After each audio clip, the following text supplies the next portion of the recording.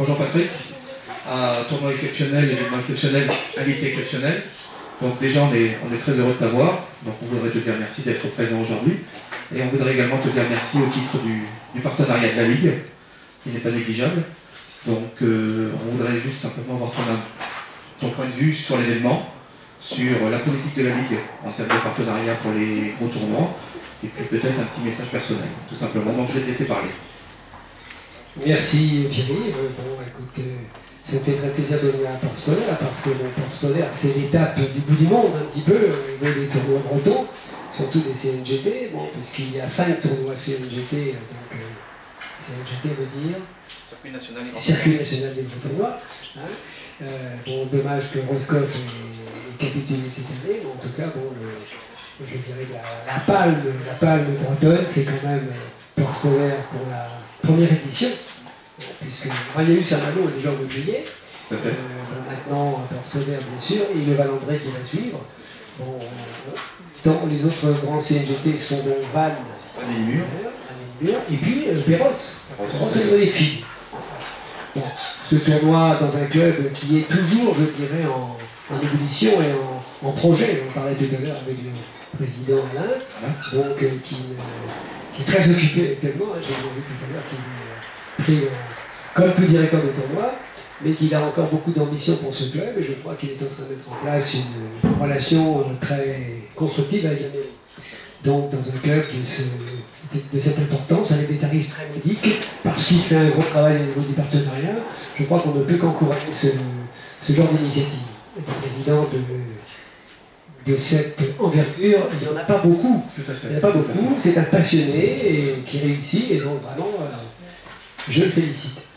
Alors la politique de Ligue, bien sûr, d'accompagnement par rapport à des tournois de ce niveau, il y a plusieurs axes qui sont très importants pour nous. Hein, bon, ces tournois-là, bon, d'abord, ça ramène un petit peu les médias à l'heure. Hein, voilà, je vois que vous avez une belle couverture avec nos télégrammes, j'ai vu.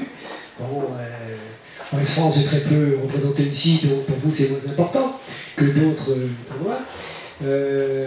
Bien entendu, le côté sportif nous intéresse, parce que le côté sportif, c'est quand même le but premier de notre fédération et de notre ligue, sachant que la volonté est de faire monter, je dirais, nos secondes séries.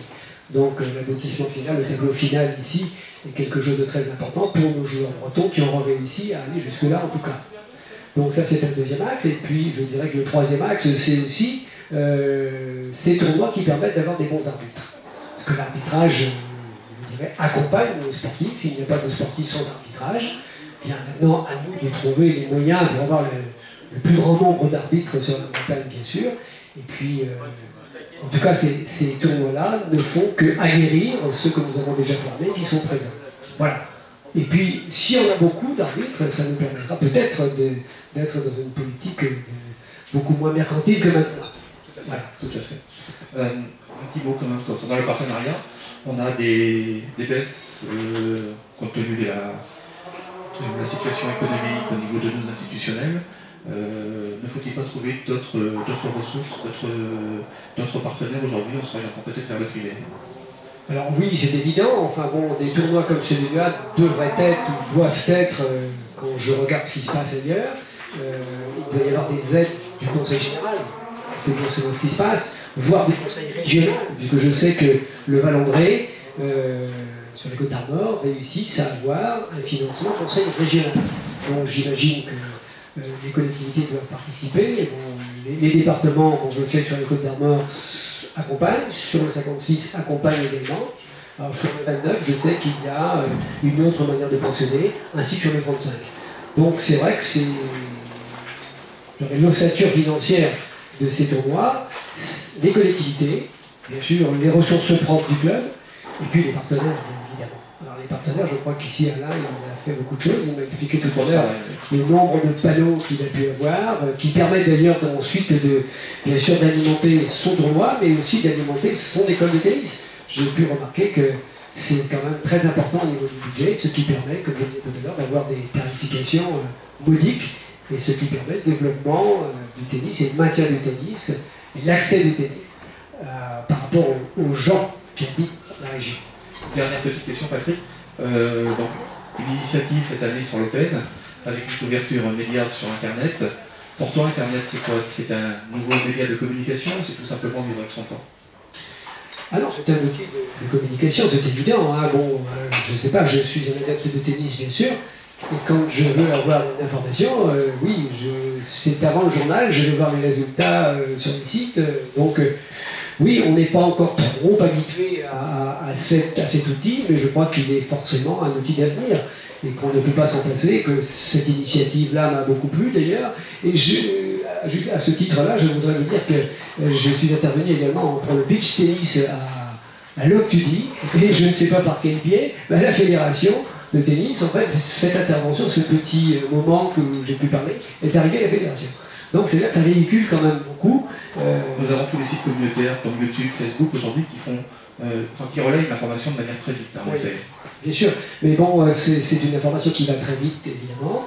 Bon, elle touche un public plus spécialisé, parce que ce sont les spécialistes qui vont chercher les avis de renseignements, de résultats. Contrairement à parfois ce qu'on recherche dans le média type journal, où on touche un autre public, on touche une curiosité, et on essaie de faire venir les gens vers le tennis par cette curiosité. Alors, il faut travailler sur les deux. Il faut travailler sur les deux pour pouvoir, je dirais, faire connaître, faire venir. Je crois que c'est indispensable. Mais il faut savoir une chose, quand même, c'est que les gens viennent au tennis, 60% par le bouche à oreille. Voilà, il faut le savoir.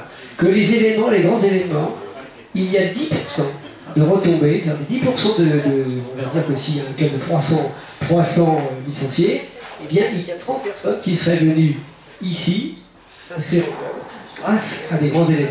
Alors, ça peut être Roland Garros, ça peut être des tournois de porte scolaire, ça peut être des tournois de raid, ça peut être des tournois de... En tout cas, voilà, l'événement c'est 10% du retour sur les licenciés. Écoute Patrick, je te remercie beaucoup. Comme tu le sais, il y a un petit gage de fin d'interview. On va se diriger vers la crêperie et on va te mettre à l'honneur. En tout cas, je te remercie et merci pour tout Patrick. Merci beaucoup.